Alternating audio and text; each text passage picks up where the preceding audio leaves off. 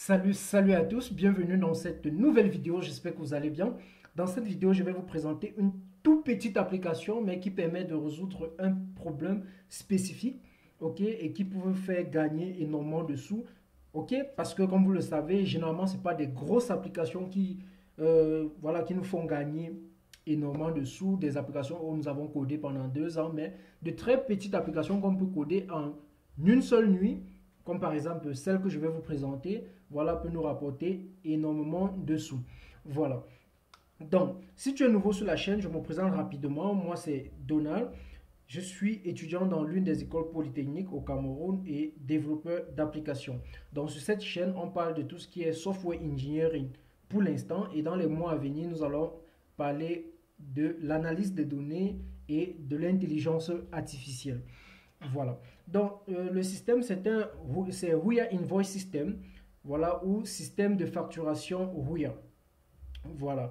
Pour ceux qui me demandaient que c'est quoi Rouya, parce que vous avez remarqué que depuis les dernières applications que j'ai développées, ces applications portent le nom de Rouya. Je répondrai à votre question dans une prochaine vidéo, voilà, pour vous expliquer le concept qui est derrière Rouya. Ok? Donc, c'est une application de facturation qui résout un tout petit problème, celui de digitaliser les factures, d'avoir une traçabilité sur les clients qui entrent dans un centre commercial ou bien dans une boutique, ou, voilà, dans votre start-up, si vous vendez des objets physiques ou voilà, si vous vendez quelque chose, ok? Donc, ça vous permet d'avoir une traçabilité et de générer des factures, voilà, digitales. Maintenant, ça vous permet aussi dans la prise des décisions, parce que ici, on analyse les données que vous avez. On essaie de sortir des graphes qui vous permettent, par exemple, de savoir, par exemple, dans quelle tranche d'âge se trouve la majorité de vos clients. Dans quel quartier se trouve la majorité de vos clients, dans la situation géographique. Voilà. En fait, on analyse pour pouvoir détecter aussi le mois où vous avez effectué plus de ventes. Qu'est-ce qui a fait en sorte que vous avez eu plus de ventes? Quel est votre meilleur client ou quels sont vos meilleurs clients? Voilà, qu'on va généralement dire les clients premium, quoi. Voilà. Donc, à partir de cela, vous pouvez détecter, récompenser vos clients pour qu'ils puissent revenir acheter. Voilà. Donc, c'est un peu le business, ou bien, comment on dit ça, le business logique qui est derrière ce petit système, un tout petit système qui est réalisé, je crois, avec juste 3 tables et c'est tout. Et on a exploité tout ce que Django nous donne, tout ce que Django nous fournit déjà quand on installe Django. Par exemple, quand on arrive sur le système, on a ce formulaire où il faut login. Ok, il faut login. Je rappelle que le système est disponible sur web. Ok, donc on peut avoir ça sur web. Ça veut dire que vous pouvez accéder à l'application n'importe où et sur n'importe quel appareil. Et c'est aussi disponible sur PC et desktop. Ok, ça veut dire on installe le logiciel sur votre machine et vous ne pouvez avoir accès que sur votre machine. Ça n'utilise pas de connexion Internet. Ok, mais avec le web, ça va utiliser une connexion Internet. Ok, donc ici, quand vous allez installer le système, pour ceux qui vont prendre l'application, quand vous allez installer le système, première des choses, on va vous demander le username et le password. Vous ne créez pas de compte. Donc, il y a déjà un username et un password par défaut. OK, pour l'application que j'ai configurée. Donc, le, le, le nom d'utilisateur, c'est Donald et le password, c'est 1. Tout simplement. Quand vous vous connectez maintenant, vous changez le nom d'utilisateur et le password. Ok, vous changez le nom d'utilisateur, le password et vous pouvez ajouter d'autres comptes. Ok, dans d'autres admins. Donc là, je me connecte. Ok, là, je suis connecté. Voilà, ici on peut voir que j'ai déjà des factures. Comme je vous ai dit, le système est très simple. On peut voir que j'ai déjà des factures enregistrées, comme on peut voir là. Mais si c'est la première fois que vous venez d'installer, vous allez voir que vous n'avez aucune facture. On va vous dire ici que vous n'avez aucune facture. Ok, moi j'ai déjà des factures ici. On voit où il y a Invoice System, la langue. Voilà, ici on est par exemple en anglais. On va voir ici Sage, on va voir Register a New Invoice, Register a New Customer, ainsi de suite. On va voir Invoice System, Copyright, Donald Programmer, ainsi de suite. On va voir More Options. Ici on a Add a Customer, Add a add an admin, statistique lockout. Voilà, donc si je change la langue, par exemple, je passe au français, on va voir système de facturation, RUA, langue, plus d'options, ajouter un client, ajouter un admin, statistique, se déconnecter, ok, enregistrer une nouvelle facture, enregistrer un nouveau client.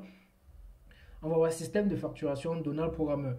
Donc, voilà, le système peut être utilisé en anglais ou en français, et on va voir la recherche. Donc ici, il y a la pagination. Je crois que j'affiche, si je ne me trompe pas, 10 factures par page. Donc il y a la pagination. On peut aller à la page suivante, ainsi de suite. Ok, on peut rentrer là. Tout simplement, très simple. Ici, on peut rechercher. Je peux par exemple mettre Donald, programmeur. Ok, voilà, vous voyez que ça trouve. Donc, ou bien je peux chercher par exemple Eman. Voilà, ça trouve. Donc c'est voilà, c'est très simple, donc c'est pas compliqué. Voilà, très simple en fait à utiliser. Ici, quand un client vient dans votre entreprise, votre start-up, votre boutique, il a pris des articles pour votre espace commercial, je ne sais pas, il a pris des articles. Quand il vient à la caisse, tout ce que vous avez à faire, c'est d'enregistrer ces articles. Donc vous cliquez sur enregistrer une nouvelle facture. Donc ici, vous devez choisir le client. Ok, si le client n'est pas déjà dans votre système, ok, vous allez donc demander les informations du client pour l'enregistrer. Et la prochaine fois que le client doit encore revenir, vous n'allez plus demander ces informations, ce qui vous rend professionnel. Ok, parce que parfois, un client vient chez toi, il achète, il te donne bien ces informations pour que tu fasses sa facture. Le lendemain, il revient, tu le demandes encore ces informations. Voilà, c'est pas professionnel. Ok, voilà. Et les gens n'aiment pas du tout ça, ok? Les gens aiment qu'on les remarque, ok? Les gens aiment qu'on les remarque. Donc, c'est pour ça que j'ai mis cela de cette façon. Donc, ici, on va dire que par exemple, c'est un nouveau client. Il n'est pas encore dans notre système, donc il va falloir ajouter le client. Donc, je peux cliquer directement ici, j'ajoute un client. Ici, je dois entrer le nom et le prénom du client. Je peux dire,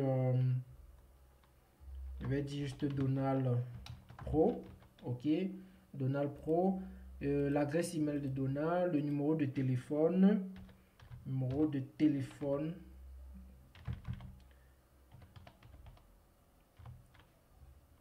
voilà, j'encre le numéro de téléphone, le sexe, voilà, j'encre le sexe, la tranche d'âge du client. On va dire, mais Donald, pourquoi ça? Les clients sont sceptiques, généralement, ils ne vont pas te donner des informations comme cela. Dans des grands centres commerciaux, généralement, quand on fait vos corrections, on demande vos pièces d'identité. Mais si le client ne peut pas vous donner cela, voilà, juste en regardant le client, c'est pour ça que j'ai mis plutôt tranche d'âge. Lorsqu'en regardant un client, généralement, vous pouvez savoir dans quelle tranche d'âge il se trouve, s'il est dans 0,15, 15, 25, 25, 35, ainsi de suite. Voilà, donc c'est un peu ça. Donc ici, voilà la ville, l'adresse, la ville, le code postal, c'est pas obligatoire. Ok.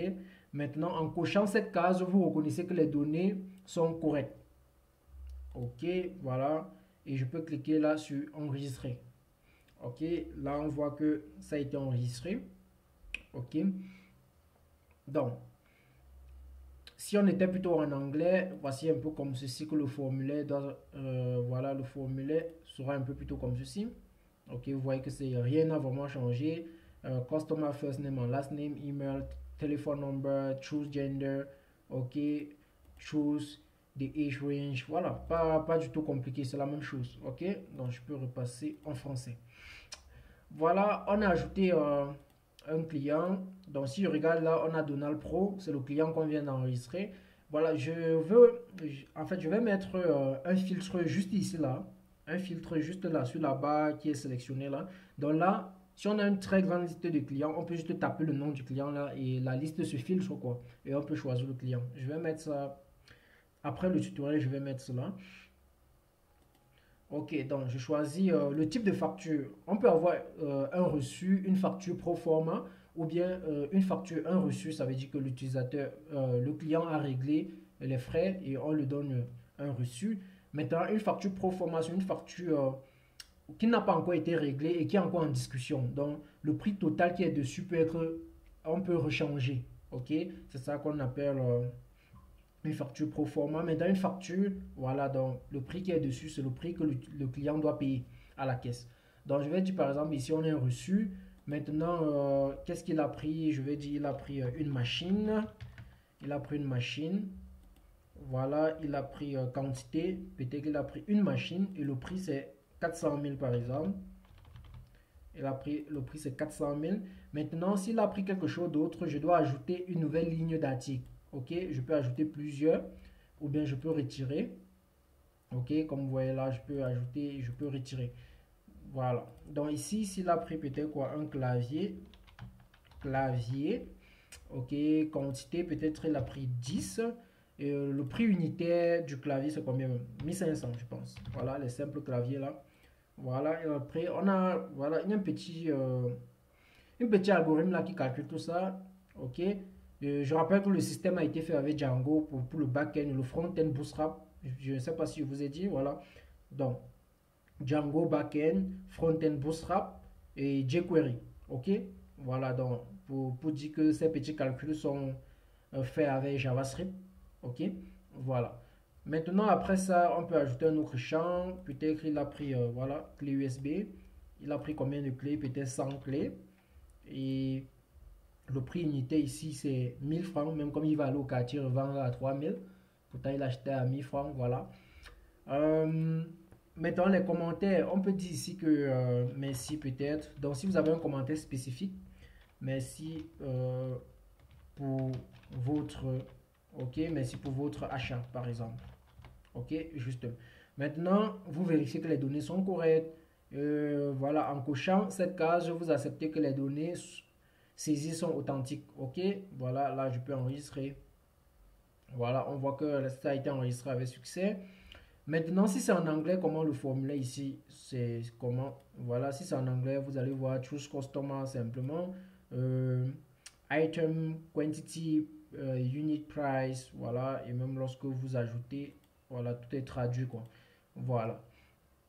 Donc, si on rentre ici, on vient d'ajouter, voilà, Donald Pro. Voici l'article qu'on vient, voici le reçu qu'on vient d'ajouter. Et on va voir ici que ça n'a pas été payé et c'est un reçu. Parce que je suis en anglais, si je passe en français, vous allez voir que c'est un reçu. Ok, c'est un reçu. Donc ici, je peux voir le reçu. Ok, on peut regarder là, on voit que j'ai pris 3 articles. Voilà, il dit des articles dans la boutique. La quantité, le prix unitaire. Voilà, sous total. Maintenant, sous total, c'est ça. Voilà, est-ce qu'il y a les frais d'expédition, tout ça, tout ça. On met là. Les taxes, voilà, s'il y a ça, on met. Le total, c'est ça. Est-ce que ça a été payé? Non, ça n'a pas été payé. Donc, si je reviens là, je regarde, voilà, je peux modifier en disant que ça a été payé. Ok, j'enregistre. Ok, si on regarde là, c'était quoi? Donald Pro, oui, c'est ça. On peut voir que ça a été payé. Donc, si on regarde, on voit que ça a été payé, oui. Donc là, je peux télécharger. Ok, je peux télécharger le reçu juste en cliquant là. Voilà, ça a téléchargé. Donc, je peux regarder en cliquant juste là. Ok, on peut voir que toutes les informations sont là. Ok, voici le nom de la compagnie, les données de la compagnie ici, les données du client. Voilà, récip, la date. Ok, la date voilà, où le reçu a été créé. Ici, on a les articles, le prix, tout ça, ça a été payé, oui. Voilà. Donc ici, merci pour votre achat. Ici, ça c'est le commentaire qu'on avait mis. Ok, ici, merci pour votre achat. Voilà, la date et l'heure. Ok, bon, s'il y a une imprimante, on peut directement imprimer aussi. Voilà. Bon, et la couleur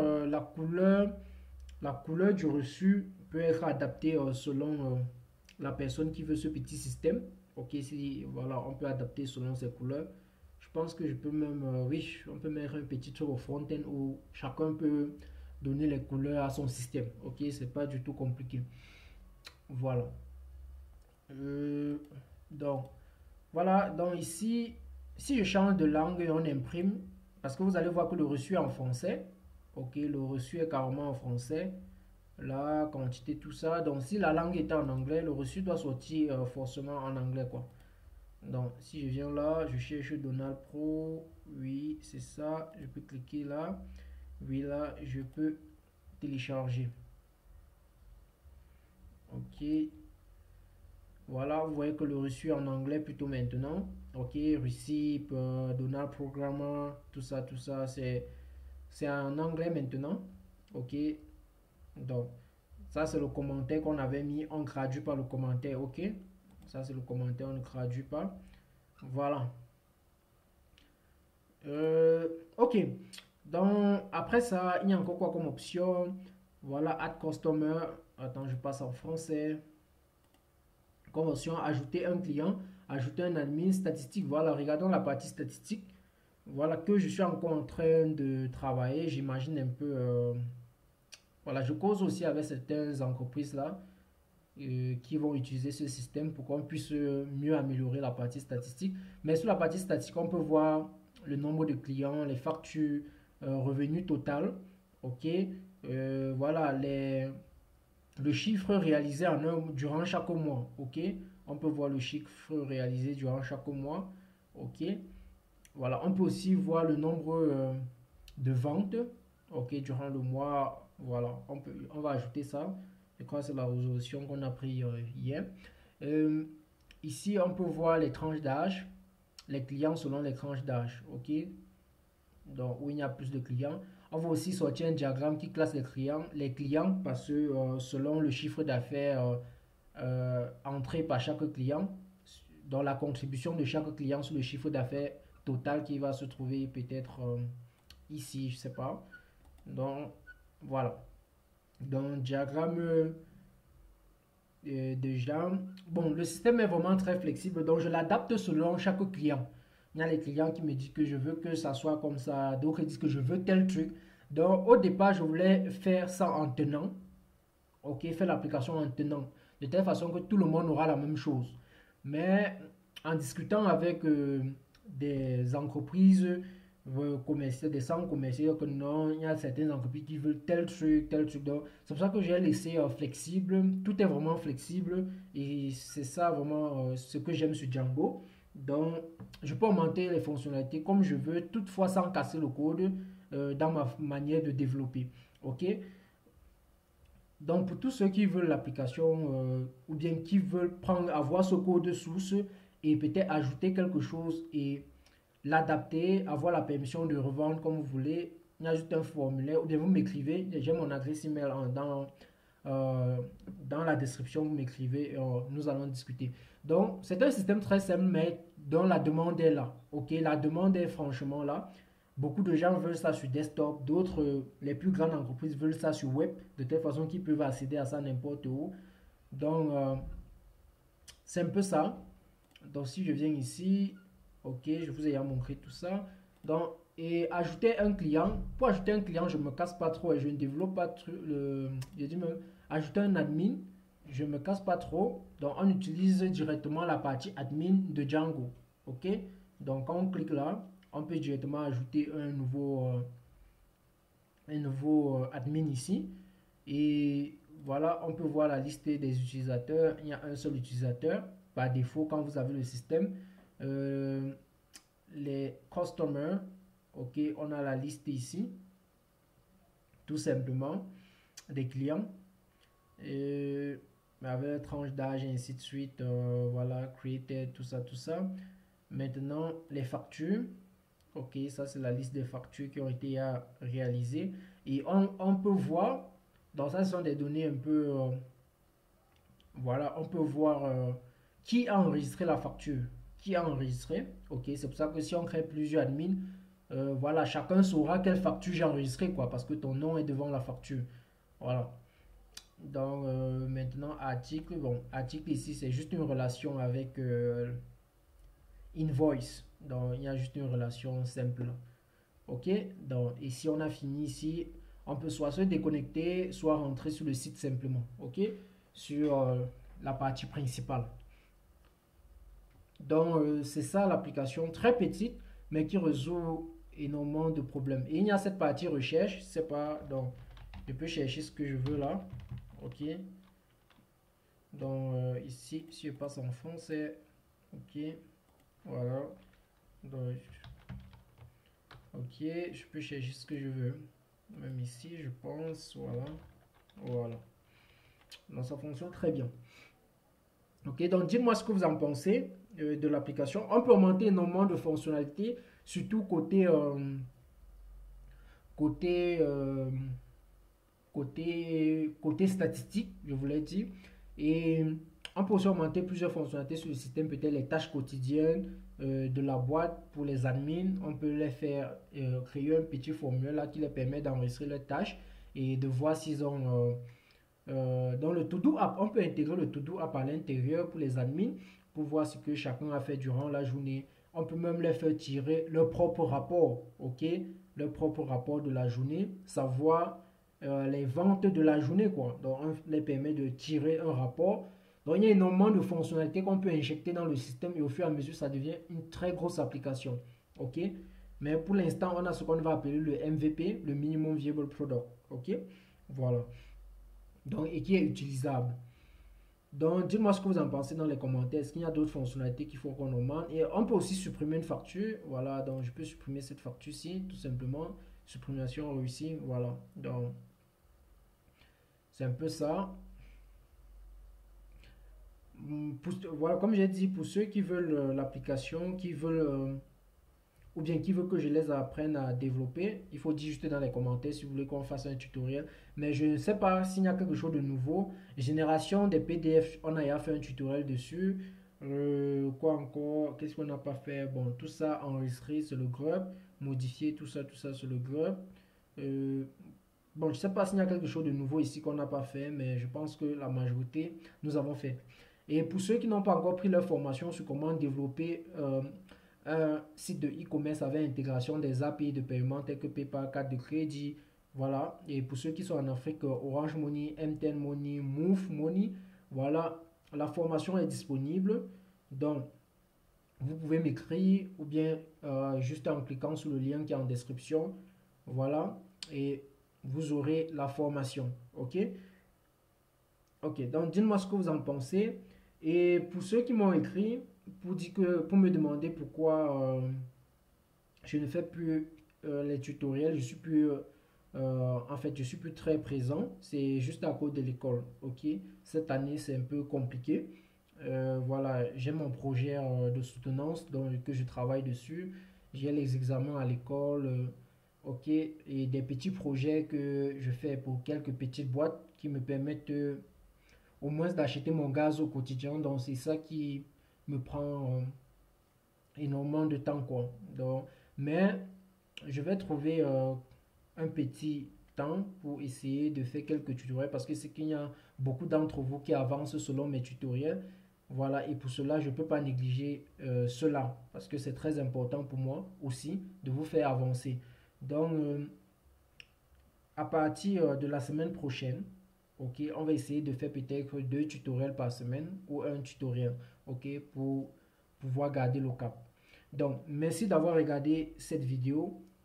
À nous revoir dans une prochaine vidéo. Et n'oubliez pas surtout de me dire ce que vous en pensez de ce tout petit système que généralement on néglige parce qu'on travaille sur des gros systèmes pourtant qui peut rapporter énormément de sous. Dites-moi ce que vous en pensez en commentaire.